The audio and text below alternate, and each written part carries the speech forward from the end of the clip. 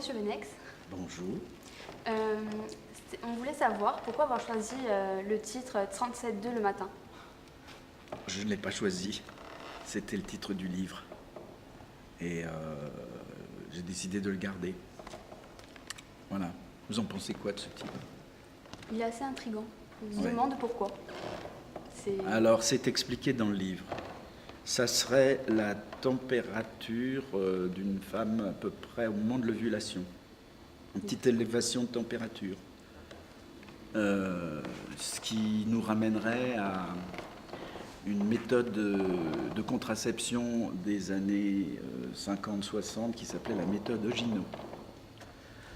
Il fallait surveiller sa température pour savoir à peu près quand on était fertile, ce qui a donné beaucoup d'enfants Ogino. Voilà, ça c'est pour des choses qui sont lointaines. Et donc Philippe Jean a choisi ce titre un peu énigmatique. Et pour prolonger ça, ce titre, évidemment, est extrêmement difficile à traduire en anglais. D'abord parce qu'on n'est plus en degrés Celsius, mais en degrés Fahrenheit.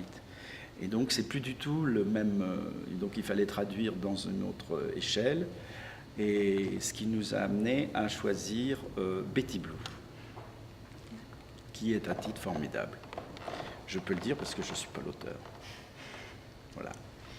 Et justement, par rapport au roman de Philippe Jean, quel a été votre degré de liberté pour l'adaptation Total. du roman Total? Ça a été un degré de liberté totale parce que Philippe Jean a toujours considéré que le livre, c'était son œuvre et que le film, c'était la mienne. Donc il m'a laissé faire complètement. Je me suis senti très libre et c'est certainement l'adaptation la plus facile que j'ai eu à faire.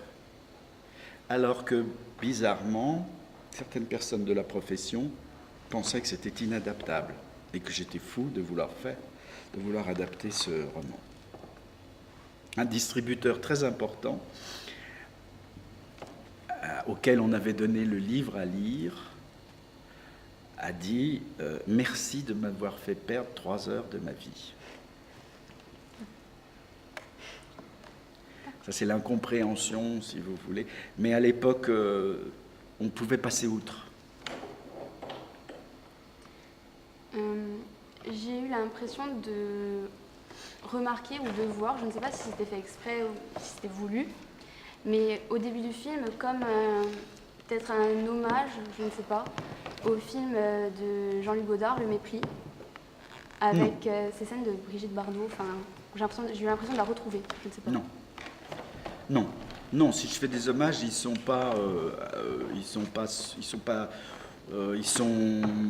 revendiqués. D'accord. Non, c'est plutôt, au début, était la passion physique. D'ailleurs, la scène de début n'était pas prévue à cet endroit-là dans le scénario original.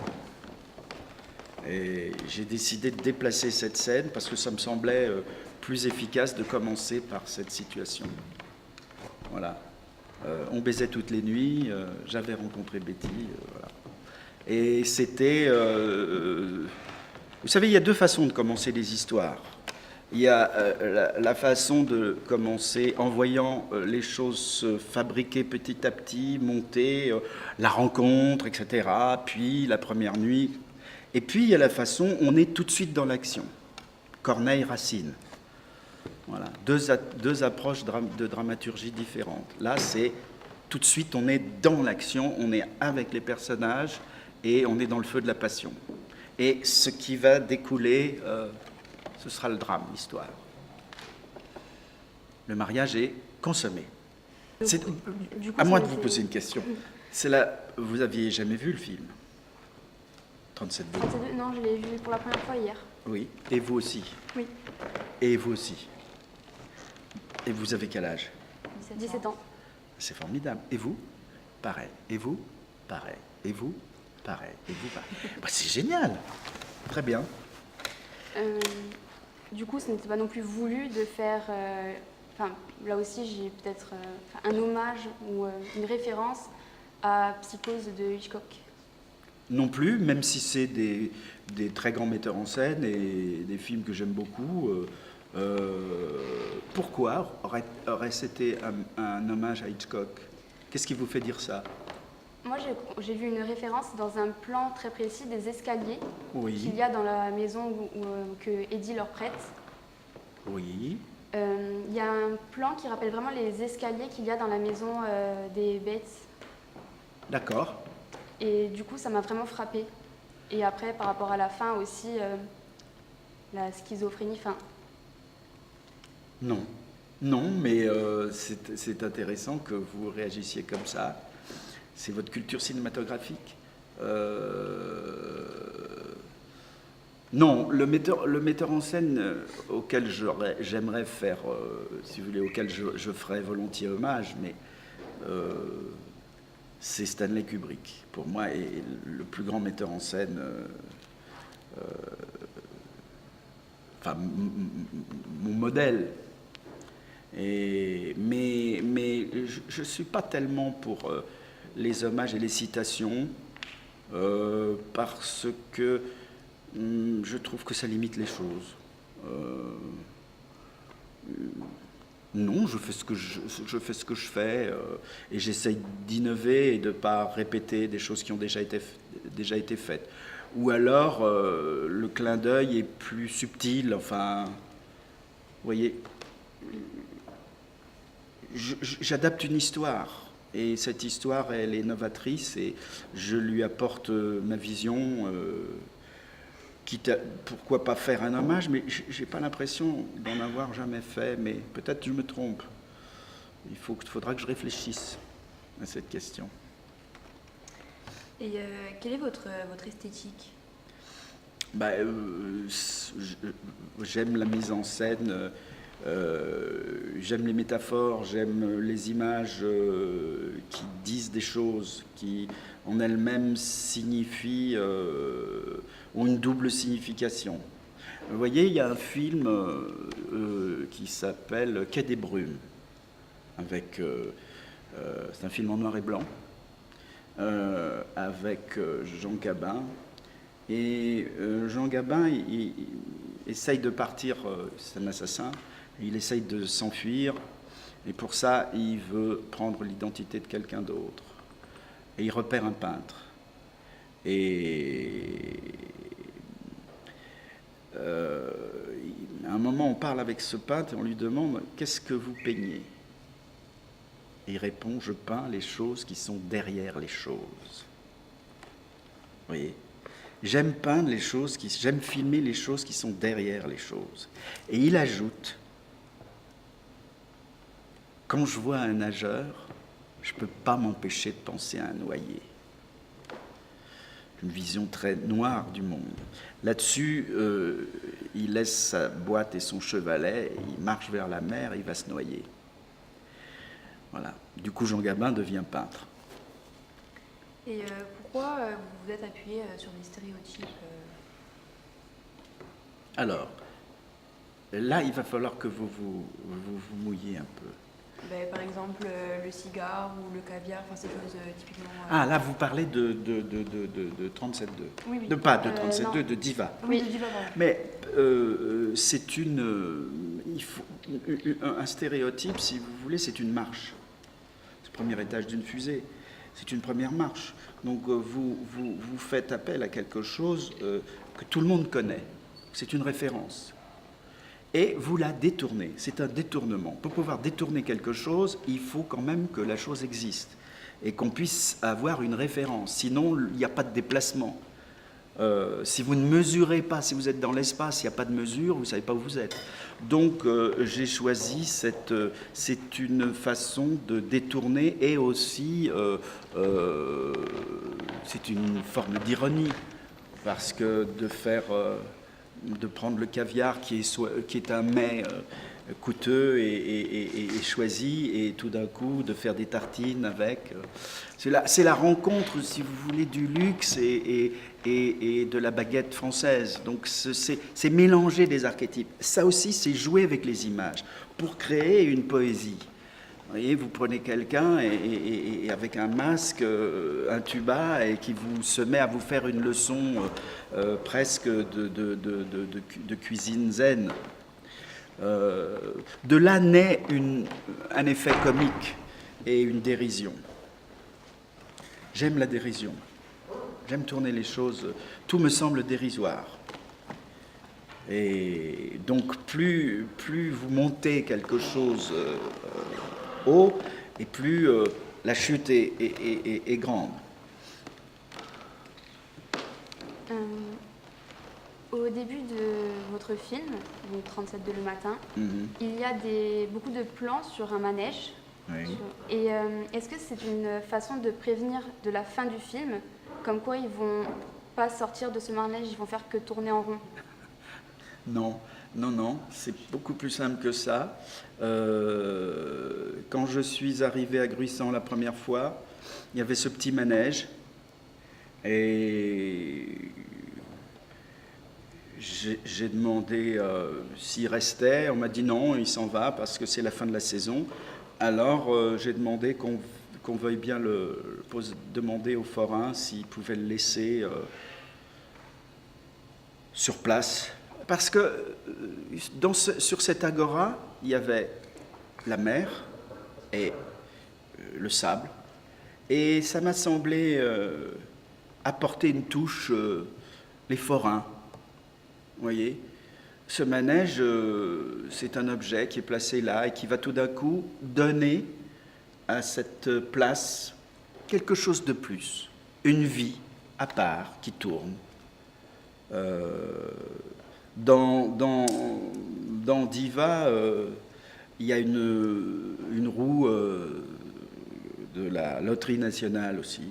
C'est probablement aussi des souvenirs d'enfance qui m'ont marqué, que j'ai placés là, vous voyez.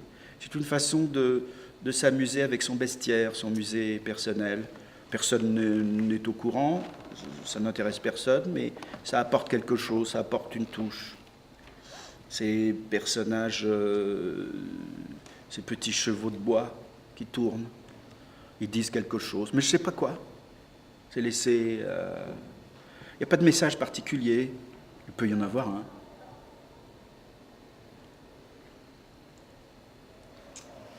D'accord. Et quelle est la place de la nudité dans le film? La place de la nudité? Alors, là, la nudité, c'est vraiment un choix déterminé, déterminant, et je dirais c'est un choix politique. Parce que, si vous voulez, la nudité, c'est un état de nature. J'étais très agacé depuis très longtemps de voir que le cinéma déshabillait uniquement les femmes. Donc, j'ai décidé qu'il y aurait la parité dans la nudité. La nudité masculine, elle n'existe pas. Elle est interdite parce que qu'est-ce qu'il y a qui fait qu'on ne met pas les hommes à poil? Donc, si on met les femmes à poil, on met aussi les hommes à poil. Donc, Zorg est à poil et Betty aussi. Et de là naît quelque chose aussi. Ils sont ensemble, ils sont amoureux, ils sont à poil. Voilà. Et c'était vraiment une déclaration par rapport à cette censure, notamment hollywoodienne, qui est pas de nudité frontale. Interdit dans des accords avec les studios et l'industrie cinématographique. Frontal nudity. Et si vous êtes en nudité frontale, si vous voyez un système pileux, un sexe, le film est classé interdit au moins de 18 ans. Et donc, il ne sera pas distribué dans des salles qui ont signé les accords avec l'industrie. Donc, pour moi, c'est un geste politique de cinéaste pour dire « vous ne m'interdirez rien, je ne m'interdis rien ». Ça coïncide aussi à une époque historiquement qui est certainement en France l'époque de la plus grande permissivité en matière cinématographique. C'est les années Lang, il faut connaître ça, où nous avions la possibilité de tout montrer dès lors qu'on ne tenait pas des propos ou on n'attentait pas à telle ou telle chose, etc. Voilà. c'est de moins en moins possible. Alors il faut savoir que quand le film est sorti aux États-Unis, on avait un problème. Mais ce film n'avait pas été produit dans l'industrie cinématographique américaine. Et il était distribué par un distributeur indépendant. Et c'était un film étranger en langue française, pas un film en langue anglaise. Donc, forcément, il allait passer dans des circuits plus restreints. Et alors ça, c'est la subtilité du droit américain. Le distributeur n'a pas demandé un rating. C'est-à-dire qu'on n'a pas soumis le film à la censure. Ce qui faisait qu'on pouvait le distribuer, mais aux risques et périls du distributeur. C'est-à-dire que si la moindre ligue de vertu téléphonait, on pouvait faire interdire le film localement. Le film a été distribué partout aux États-Unis, mais il est resté dans des circuits d'art et d'essai. Impossible de faire ce film dans un studio. Impossible. Et ce film existe en deux versions. Il y a une version longue et une version courte. Et qu'est-ce que la version longue a rajouté à la version courte? Eh bien, elle est plus longue. Mais c'est quoi la vraie différence? La vraie différence, si vous voulez. Alors, c'est une réponse qui va être un peu longue. Hein. Il faut la replacer dans si vous voulez, dans l'histoire, de mon histoire personnelle. Avant 37.2, j'avais fait un film qui s'appelait La Lune dans le caniveau, un film qui m'est très cher, mais qui a été une énorme bataille, à la fois critique, artistique, et c'est un film qui a connu un destin très particulier. C'est un échec commercial, nonobstant un échec critique. C'est peut-être le meilleur film que j'ai fait. Je ne sais pas, je ne sais toujours pas. Mais j'ai été très blessé par cette aventure parce que j'avais mis tout ce que je savais et j'avais fait vraiment des tentatives très radicales dans ce film. Et notamment, il y avait eu un problème de longueur. Le film durait 3 heures. La version intégrale du film était de plus de 3 heures. Et parce qu'il y a un diktat commercial qui est que le cinéma s'inscrit dans une exploitation commerciale. On n'aime pas les films qui durent plus de 2 heures parce que ça supprime une séance. Donc là, ça c'est la logique industrielle, c'est celle de l'argent. Si le film est trop long, on n'est plus à 5 séances, mais on passe à 4 ou à 3. Donc c'est mal vu. Donc il y a une pression du système pour interdire les films trop longs. Ça s'appelle une standardisation du produit. Il faut que le produit ait la taille pour rentrer dans la case. Vous imaginez bien qu'en tant qu'artiste, défendant une philosophie de l'artiste et un point de vue artistique très fort, ce qui a toujours été mon cas, je refuse de plier à ces exigences. Néanmoins, la pression est telle qu'il y a une sorte de discussion qui s'établit et vous acceptez de couper. Mais on ne peut pas toujours tout réduire. C'est possible de le faire dans l'industrie. Dans l'art, c'est beaucoup plus compliqué parce que une statue, un tableau, un morceau de musique ont des longueurs propres qui sont celles qu'a voulu ou qu'a ressenti l'artiste dans sa création. Donc il ne suffit pas d'enlever un bout de note, une longueur. On ne fabrique pas les choses comme ça. Donc quand j'ai coupé, le film a beaucoup souffert de ces coupes parce qu'il n'avait plus sa longueur. Donc à la suite de cette aventure, quand j'ai fait 37.2, si vous voulez, j'ai fait une sorte de mea culpa et j'ai décidé de faire un film efficace. Donc, pour pouvoir obtenir cette durée, j'ai raccourci le film pour lui donner sa longueur la plus efficace possible.